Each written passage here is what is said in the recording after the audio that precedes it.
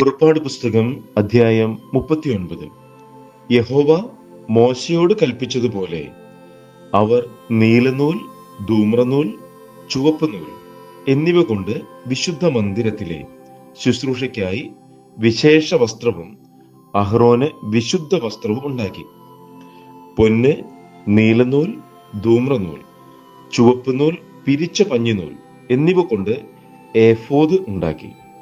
നീലനൂൽ, ധൂമ്രനൂൽ, ചുവപ്പുനൂൽ, പഞ്ഞിനൂൽ എന്നിവയുടെ ഇടയിൽ ചിത്രപ്പണിയായി നെയ്യേണ്ടതിന് അവർ പൊന്ന് അടിച്ച് നേരിയ തൈടാക്കി നൂലാക്കി കണ്ടിച്ചു. അവർ അതിന് തമ്മിൽ ഇണച്ചിരിക്കുന്ന ചുമൽ കണ്ടങ്ങൾ ഉണ്ടാക്കി. അത് രണ്ടറ്റത്തും ഇണച്ചിരുന്നു. അത് കെട്ടിമുറുക്കുവാൻ അതിന്മേലുള്ളതായി ചിത്രപ്പണിയായ നടുക്കെട്ട് യഹോവ മോശയോട് കൽപ്പിച്ചതുപോലെ അതിൽ നിന്ന് തന്നെ അതിൻ്റെ പണി പോലെ പൊന്ന്, നീലനൂൽ, ധൂമ്രനൂൽ, ചുവപ്പ് നൂൽ, പിരിച്ച പഞ്ഞിനൂൽ എന്നിവ കൊണ്ടായിരുന്നു.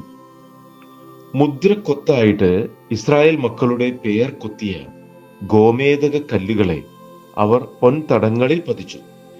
യഹോവ മോശയോട് കൽപ്പിച്ചതുപോലെ അവർ ഇസ്രായേൽ മക്കൾക്ക് വേണ്ടി ഏഫോദിന്റെ ചുമൽ കണ്ടങ്ങളിന്മേൽ ഓർമ്മക്കല്ലുകൾ വെച്ചു.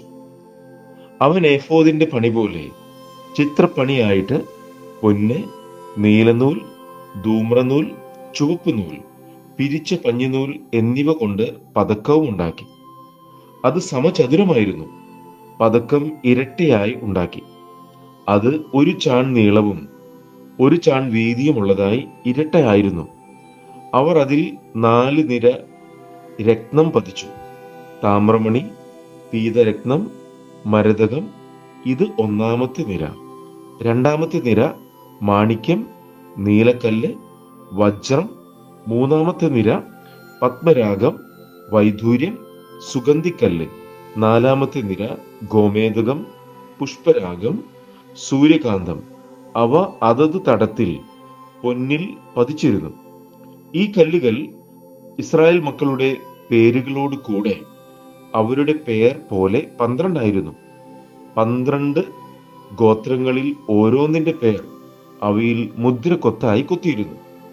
പതക്കത്തിന് ചരടുപോലെ മുറിച്ച് കുത്തുപണിയായി തങ്കം കൊണ്ട് സരപ്പണികളും ഉണ്ടാക്കി.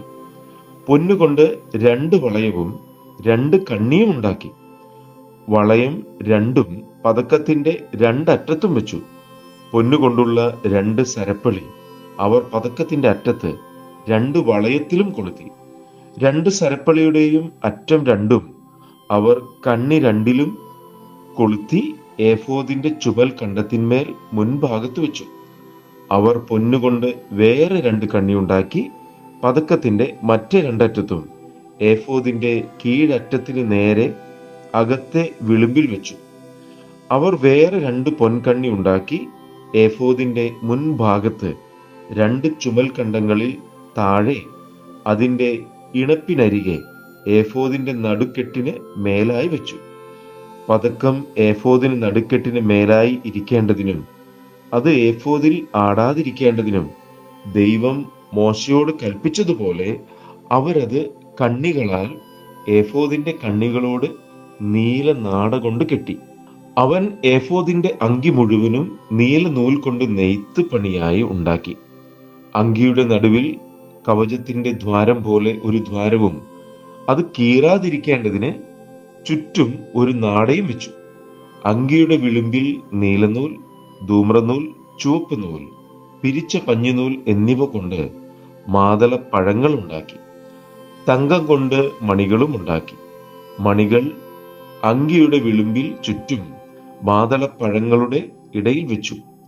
ശുശ്രൂഷയ്ക്കുള്ള അങ്കിയുടെ വിളിമ്പിൽ ചുറ്റും 1 മണിയും 1 മാതളപ്പഴവും 1 മണിയും 1 മാതളപ്പഴവും ഇങ്ങനെ യഹോവ മോശയോട് കൽപ്പിച്ചതുപോലെ തന്നെ വെച്ചു.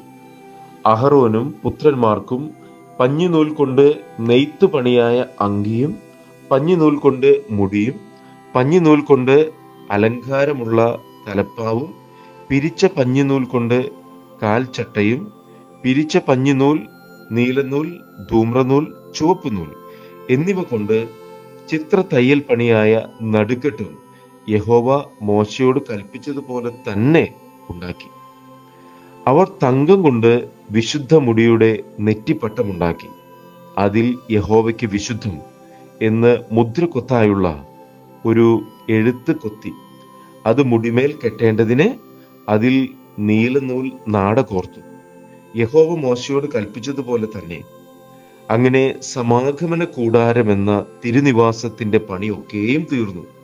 യഹോവ മോശയോട് കൽപ്പിച്ചതുപോലെയൊക്കെയും ഇസ്രായേൽ മക്കൾ ചെയ്തു. അങ്ങനെ തന്നെ അവർ ചെയ്തു. അവർ തിരുനിവാസം മോശയുടെ അടുക്കൽ കൊണ്ടുവന്നു. കൂടാരവും അതിൻ്റെ ഉപകരണങ്ങളൊക്കെയും, കൊളുത്ത്, പലക, അന്താഴം, തൂൺ, ചുവട്, ചുവപ്പിച്ച ആട്ടുകൊറ്റൻ തോൽ കൊണ്ടുള്ള പുറമൂടി, തഹശു തോൽ കൊണ്ടുള്ള പുറമൂടി, മറയുടെ തിരശ്ശീല, സാക്ഷ്യപ്പെട്ടകം, അതിൻ്റെ തണ്ട്, കൃപാസനം, മേശ, അതിൻ്റെ ഉപകരണങ്ങളൊക്കെയും, കാഴ്ചയപ്പം, തങ്കം കൊണ്ടുള്ള നിലവിളക്ക്, കത്തിച്ചു വെപ്പാനുള്ള ദീപങ്ങൾ, അതിൻ്റെ ഉപകരണങ്ങളൊക്കെയും, വെളിച്ചത്തിന് എണ്ണ, പൊന്നുകൊണ്ടുള്ള ധൂപപീഠം, അഭിഷേക തൈലം, സുഗന്ധധൂപവർഗം, കൂടാരവാതിലിനുള്ള മറശ്ശീല, താമ്രം കൊണ്ടുള്ള യാഗപീഠം, അതിൻ്റെ താമ്രജാലം, തണ്ട്, അതിൻ്റെ ഉപകരണങ്ങളൊക്കെയും, തൊട്ടി, അതിൻ്റെ കാൽ, പ്രാകാരത്തിൻ്റെ മറശ്ശീല, തൂൺ, അതിൻ്റെ ചുവട്, പ്രാകാരവാതിലിൻ്റെ മറശ്ശീല, അതിൻ്റെ കയറ്, കുറ്റി, സമാഗമന കൂടാരം എന്ന തിരുനിവാസത്തിലെ ശുശ്രൂഷയ്ക്കുള്ള ഉപകരണങ്ങളൊക്കെയും, വിശുദ്ധ മന്ദിരത്തിലെ ശുശ്രൂഷയ്ക്കായി വിശേഷ വസ്ത്രം, പുരോഹിത ശുശ്രൂഷയ്ക്കുള്ള അഹ്റോന്റെ വിശുദ്ധ വസ്ത്രം, അവന്റെ പുത്രന്മാരുടെ വസ്ത്രം, ഇങ്ങനെ യഹോവ മോശയോട് കൽപ്പിച്ചതുപോലെ ഒക്കെയും ഇസ്രായേൽ മക്കൾ എല്ലാ പണിയും തീർത്തു. മോശെ പണിയൊക്കെ നോക്കി യഹോവ കൽപ്പിച്ചതുപോലെ തന്നെ അവർ അത് ചെയ്ത് തീർത്തിരുന്നു എന്ന് കണ്ടു. മോശെ അവരെ അനുഗ്രഹിച്ചു.